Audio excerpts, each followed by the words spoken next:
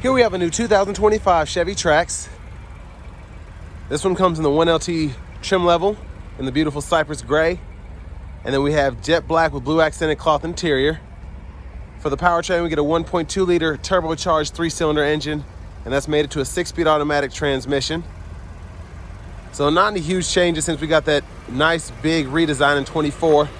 But as we come around the front end here, we do get our LED daytime running lights along with our LED headlamps. And they just did such a great job with this design, making this front fascia look futuristic yet modern to compete with everybody else like the Kona, the Kia Soul, things of that nature. Down here we get the 17-inch painted machine aluminum wheels. Really like that design there. Now this one has the convenience package, so we do get the passive keyless entry on the front. Power door lock controls are here. Power mirror or power window controls, power mirror controls there.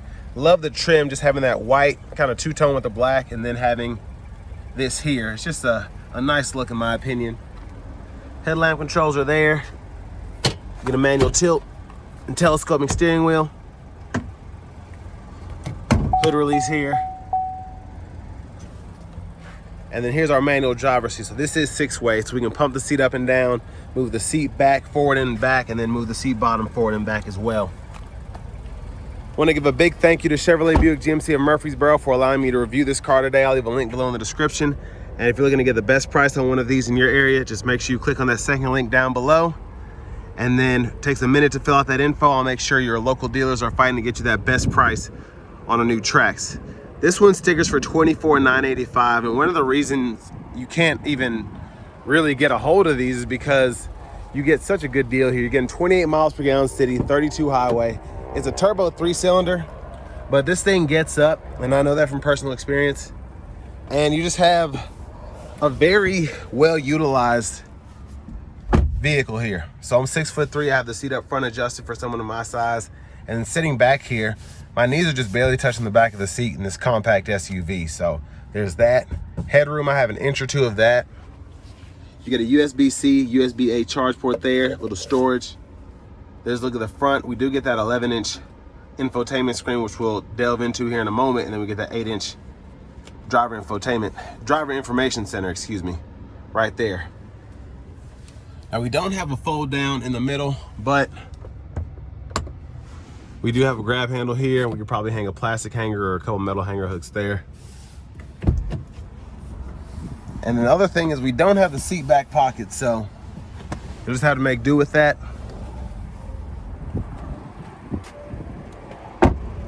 We do get capless fuel filler. And then as we come around to the back end here, there's a look at that. No LEDs, but still a nice looking rear end. And then we have the rear park assist integrated in that rear bumper there.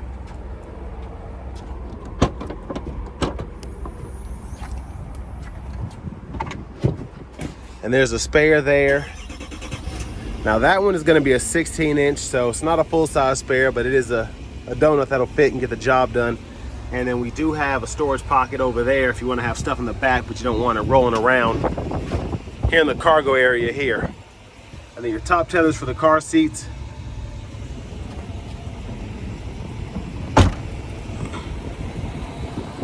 Now as we come around to the rear passenger side, pretty easy to fold the seat down, pull there, it'll fold flat. You can run longer objects if you so choose, and then your bottom anchors are right behind here. So they're kind of deep in there, but makes it easier to kind of have the seat looking good when you don't have the car seat, and then kind of makes it more secured when you do have the car seat. And then our manual front passenger seats here. And I will say, I just like how this one's equipped. We have another package as well that includes the adaptive cruise, the blind spot monitors and all that. And I feel like that's a must have because the price is, I think it's like $795 for the driver confidence. And just being able to have the blind spot monitors and have your adaptive cruise control, I just think it's worth it. But there's that 1.2 liter turbocharged 3-cylinder.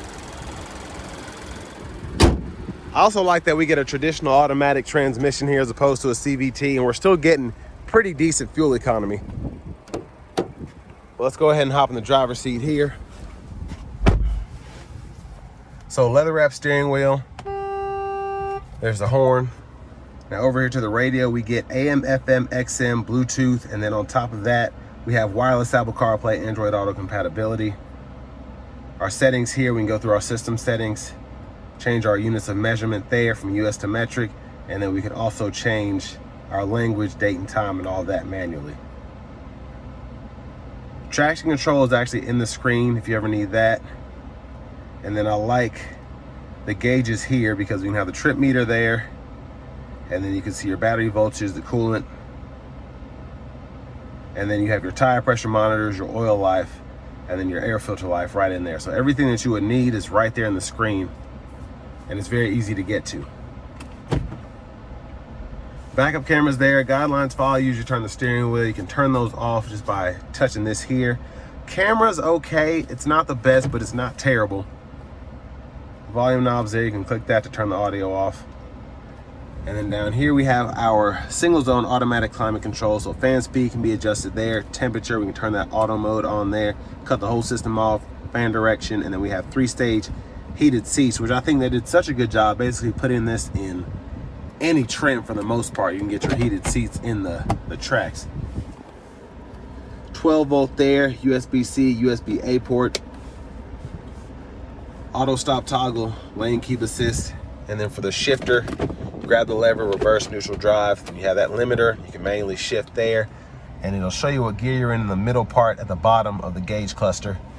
And then your electronic parking brake, pull up to engage, hit the brake, press down to disengage. Bottle holders are there. Center console cubby space, pretty deep pocket, and I like that you have the additional storage there as well. There's a look at the back seat from up here.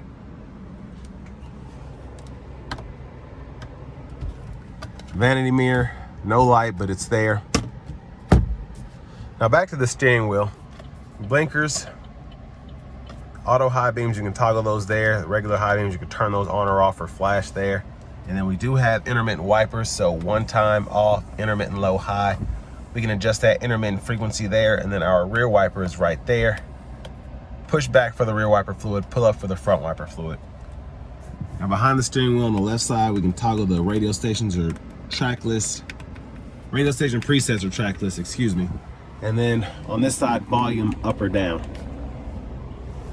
Now again, we do get the adaptive cruise with how this one is equipped, so we can turn that on or off there, adjust the gap for that here, and then our heated steering wheel toggles there, and then, you know, works like regular cruise, all of the other buttons, increasing the speed, setting the speed, and canceling.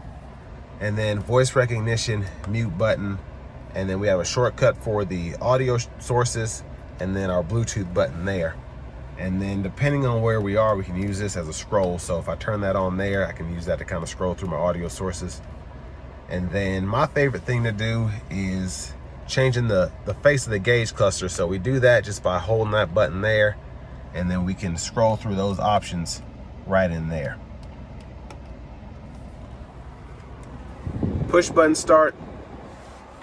Finally, here's the key fob with remote start.